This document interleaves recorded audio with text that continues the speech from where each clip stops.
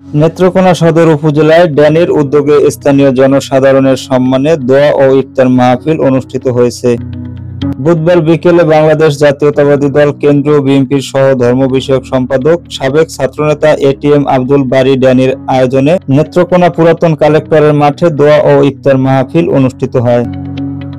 ইফতার পূর্ব আলোচনা সভায় প্রধান অতিথি হিসেবে বক্তব্য রাখেন নেত্রকোনা ২ সদর বারহাট্টা সংসদীয় আসনের বাংলাদেশ জাতীয়তাবাদী দল বিএনপি মনোনয়ন প্রত্যাশী সাবেক কেন্দ্রীয় ছাত্রদল ও যুবদল নেতা, বর্তমান বাংলাদেশ জাতীয়তাবাদী দল কেন্দ্রীয় বিএনপির সহ ধর্ম বিষয়ক সম্পাদক এটিএম আব্দুল বারী ড্যানি।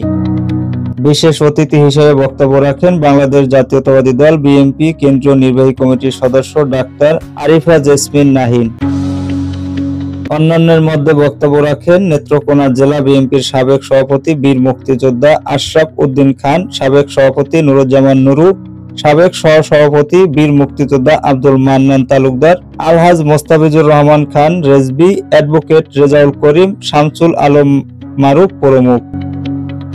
পরে নেত্রকোনা জেলা ওলামা দলের সভাপতি হাফেজ কারি মোহাম্মদ মিসবাহ উদ্দিন তালুকদার মাসুদ দোয়া ও মোনাজাত পরিচালনা করেন। অনুষ্ঠানটি পরিচালনা করেন নেত্রকোনা জেলা যুবদলের সাবেক সিনিয়র সহ-সভাপতি মোহাম্মদ ফারেজ উদ্দিন ফারাজ। আজকে আমাদের নেত্রকোনা বারহাট্টার গণমানুষের নেতা বিএনপির ধর্ম বিষয়ক সম্পাদক এটিএম আব্দুল বারী ড্যানি ভাইয়ের এই ইফতার মাহফিলকে আল্লাহ আপনি কবুল আর মঞ্জুর করেন। আল্লাহ আমাদের সকলকে আল্লাহ মাফ করিয়া দেন। আল্লাহ তিনবারের প্রধানমন্ত্রী দেশনেত্রী বেগম খালেদা জিয়াকে আল্লাহ আপনি